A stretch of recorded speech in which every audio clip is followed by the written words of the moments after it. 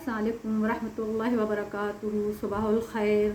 औज़ु बिल्लाहि मिनश शैतानिर रजीम। बिस्मिल्लाहिर रहमानिर रहीम। अल्लाहुम्मा सल्लि अला सय्यिदना मौलाना मुहम्मदिन व बारिक वसल्लम सल्लल्लाहु अलैहि वसल्लम। तो व्यूअर्स, आसवान वाज हियर। आज आपको एक बहुत अच्छी प्यारी और बहुत खूबसूरत तरीक़ा बताती हूँ ज़िंदगी के उतार चढ़ाव का। तो शुरू करते हैं अल्लाह के नाम से। तो देखें व्यूअर्स, हम अपने घरों को बहुत प्यारे तरीक़े से सारी ज़िंदगी सजाते और संवारते रहते हैं।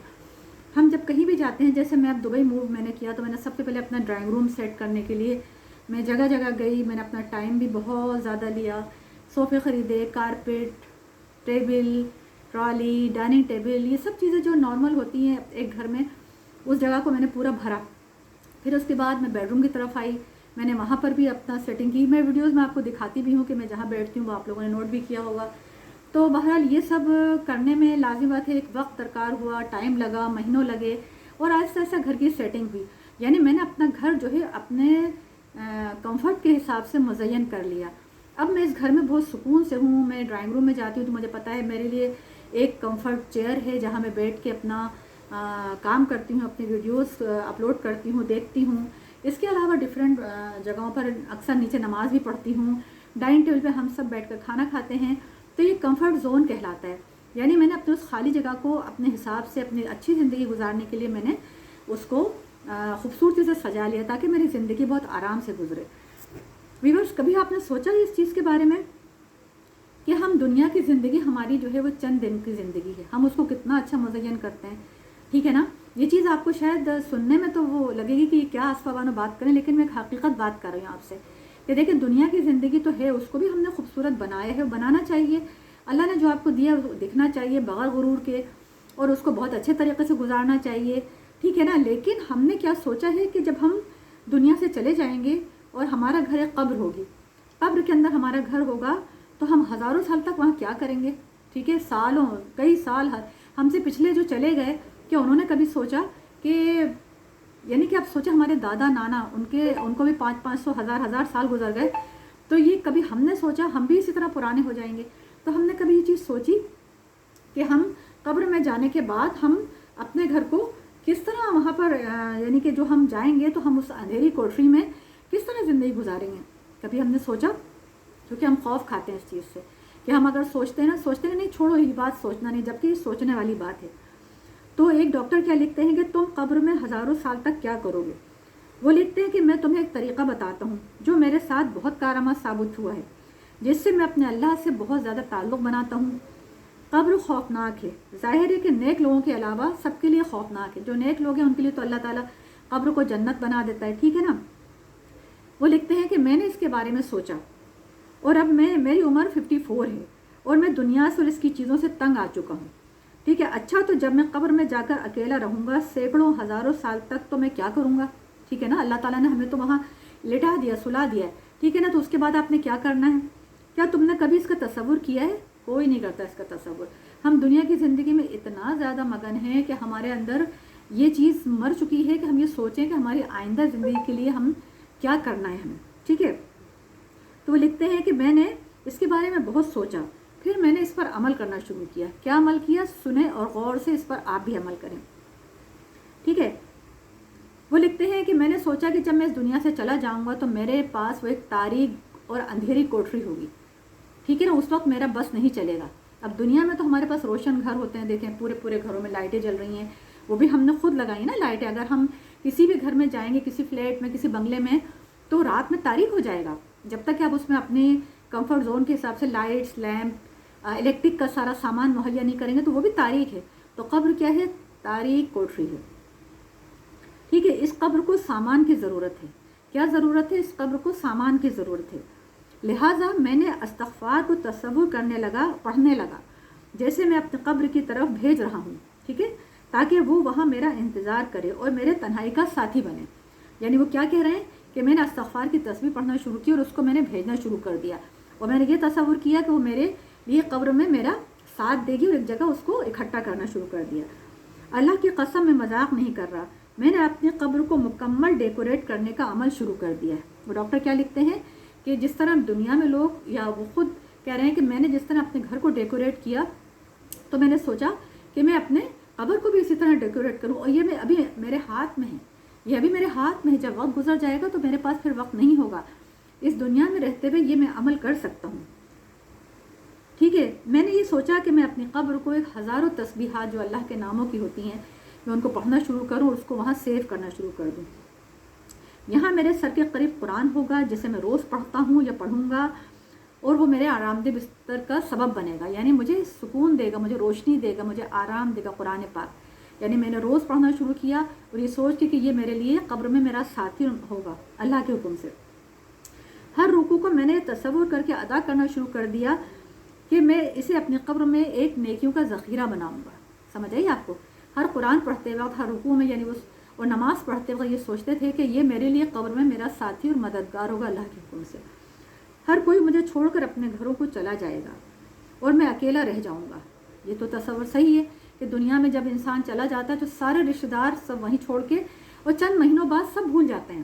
چند سالوں بعد تو اگر ذکر بھی آتا ہے تو کہتا ہے چھوڑو ذکر نہیں کرنا بھائی، دل غمگین ہوتا ہے.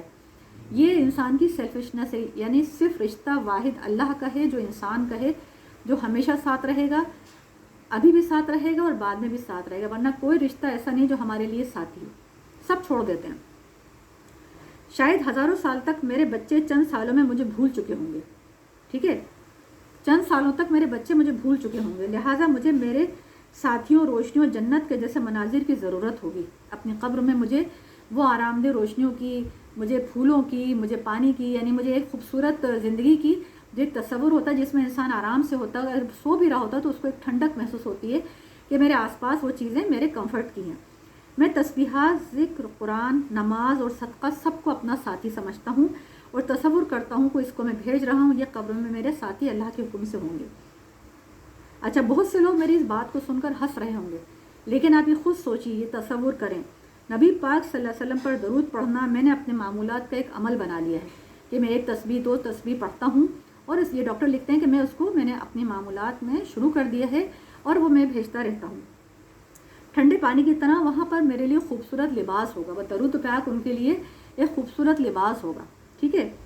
میں یہ چاہتا ہوں کہ میری قبر کی زندگی اس دنیا کی زندگی سے بھی زیادہ خوبصورت اور حسین ہو انشاءاللہ. ہم سب کے اللہ تعالی ہم سب کی زندگی قبر میں ایسی خوبصورت ہو جس طرح کی یہ بیان کر رہے ہیں. اللہ ہمارے لیے آسانی کرنا.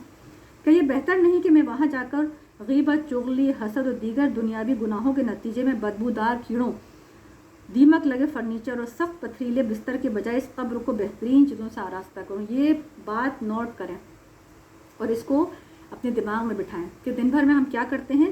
غیبت، چغلی، حسد اور دنیا کے دیگر جو ہے گناہ، چھوٹے چھوٹے یہ بڑے جو بھی ہم کرتے ہیں، ہم یہ کبھی سوچتے ہیں کہ ہماری قبر میں جا رہے ہیں، یہ ہمارے لیے کیڑوں کا باعث بنیں گے، ہمارے لیے پتھریلی زمین بنیں گے اور ہمارے لیے جو ہے وہ دیمک کا کام کریں گے. لیکن ہم نے کبھی نہیں سوچا. میں نے دنیا میں اپنا گھر بنانے کے لیے ساری زندگی جان توڑ محنت کی ہے، جو ہم سب کرتے ہیں. میں نے بھی کی ہے، آپ نے بھی کی ہوگی. ساری دنیا کے لوگ اپنا گھر بنانے کے لیے جان توڑ محنت کرتے ہیں. ٹھیک ہے. اصل میں تو میری ساری محنت اپنے لیے ہی ہے، لیکن سارے فائدے تو وہ لوگ اٹھائیں گے جو میرے جانے کے بعد اس سے فائدہ حاصل کریں گے. میں نے سوچا کہ بس بہت ہو گیا، مجھے اپنا گھر بنانا ہے جہاں صرف میں ہی رہوں گا اور ایک طویل عرصے گزارنا ہے مجھے. اگر میرے تمام اعمال دنیا کی ضروریات کے لیے تھے اور اپنی قبر کے لیے کچھ بھی نہیں تھا، تو پھر تو میرے قبر والے گھر کے لیے سوائے عذاب کے فرنیچر کے اور کچھ بھی نہیں. سمجھ رہے ہیں آپ یہ بات کتنی اہم اور کتنی خاص بات بتا رہے ہیں کہ ساری زندگی انسان اپنے گھر، محل، بنگلے اور جگہ جگہ فلیٹ بنانے کے لیے کیا کرتا ہے؟ کوششیں کرتا ہے اور اس کو آراستہ کرنے کے لیے کوشش کرتا ہے، لیکن وہ سب پیچھے والے رہ جاتے ہیں، سب پیچھے والے لے جاتے ہیں. ٹھیک ہے. اور آخر میں کیا بچتا ہے انسان کے؟ اپنے اعمال. تو ڈاکٹر کیا کہتے ہیں کہ میں نے چھوڑ دیا سب کچھ اور میں نے سوچا کہ اس کے بجائے میں اپنا اس گھر کو آراستہ کروں جہاں مجھے ہزاروں سال لیٹنا ہے. اچھا، میں آپ کو بھی نصیحت کرتا ہوں یا میں کرتی ہوں کہ آج سے اس قبر کو اپنا بینک اکاؤنٹ بناؤ، اس میں زیادہ سے زیادہ ڈپازٹ کرو اور لانگ ٹرم والی پالیسی لو. اپنی عبادت کا خوب خیال رکھو. اللہ کی قسم جب تم قبر میں ہوگے تو تم مجھے وہاں سے بھی شکریہ ادا کرو. اپنے قبر کے گھر کا اس دنیا کے گھر سے زیادہ خیال رکھو. ابھی تم اپنے گھر والوں کے درمیان ہو، پہن رہے ہو، کھا پی رہے ہو، آرام سے گھر والوں کے درمیان سو رہے ہو اور تمہیں تمہاری تمام ضروریات میسر ہیں، پھر بھی تم اپنے حالات سے نالا رہتے ہو. ہر وقت کوئی نہ کوئی شکایت رہتی ہے، ہر انسان کو ہوتی ہے وہ تو. ٹھیک ہے. تو سوچو جب تم زمین کے نیچے ہوگے تو سینکڑوں ہزاروں سالوں کے لیے ہوگے، تو وہاں تمہارے ساتھ کون ہوگا؟ ہمارے پسندیدہ لوگ جو تاجر ہیں، سیاستدان ہیں، کھلاڑی ہیں، یہ تو تمہیں یہاں بھی نہیں جانتے اور نہ ہی انہیں تمہاری اتنی فکر ہے، تمہیں ان سب کے پیچھے اب بیوقوف ہو کے ان کے بارے میں ڈسکس کر رہے ہو۔ تو اپنا وقت ضائع نہ کرو، ٹھیک ہے؟ اپنا وقت ضائع نہ کرو۔ تمہارے وہ بچے جن کی شادیوں پر تم لاکھوں روپے خرچ کر چکے ہو، فضولیات پر خرچ کر رہے ہو، یقین رکھو یہ خرچ کیا ہوا تمہارے کوئی کام نہیں آئے گا، یہ بلکہ وبال بن جائے گا۔ یہ بچے مکر جائیں گے کہ ہمارے ماں باپ نے، ہماری ماں نے خود ہمارے لیے اور اپنے لیے بھی یہ مصیبت کھڑی رکھی تھی، لہٰذا اپنا خیال رکھو، اپنی ہر تصویر ہر عمل کا رکھو، اور اس سے کہو کہ وہ مجھ سے میرے قبر میں جا کر میرا انتظار کرے۔ یعنی کیا کہہ رہے ہیں کہ آپ جب بھی کوئی تسبیح یا پڑھیں یا استغفار کی یا کوئی بھی پڑھیں تو آپ یہ بات دعا کریں اللہ سے کہ اللہ تعالیٰ اس کو میرے لیے قبر میں جو ہے وہ ساتھی اور مددگار بنا دینا، ٹھیک ہے؟ اور یہ کہنا کہ یہ تسبیح تو میرا انتظار قبر میں کرنا، ہم وہاں ملیں گے، وہ میرا گھر ہے، میرا بہترین ساتھی تم ہو اور میں بہترین رہنے کی جگہ تم ہو۔ اللہم ہمیں احسن خاتمہ عطا فرمائے، اللہم ہمیں آخرت کو بہتر بنا دے اور ہمارے لیے ہمارے قبر کو جو ہے جنت کا ایک باغ بنا دے پروردگار۔ اللہم ہمیں اپنا ذکر، شکر و حسن عبادت کی توفیق عطا فرما تاکہ ہم پر اپنی رضا اللہ پاک جنت الفردوس میں نعمت نازل کرے، جہاں پر ہم تیرے نبی حضرت محمد صلی اللہ علیہ وسلم کی صحبت میں ہوں، جن پر بے شمار درود السلام ہو۔ تو پھر اپنا گھر بنانا شروع کر دیجیے اللہ کے حکم سے، اور زیادہ سے زیادہ انویسٹ کیجیے۔ آخر دعوانا الحمدللہ رب العالمین۔ السلام علیکم ورحمۃ اللہ وبرکاتہ۔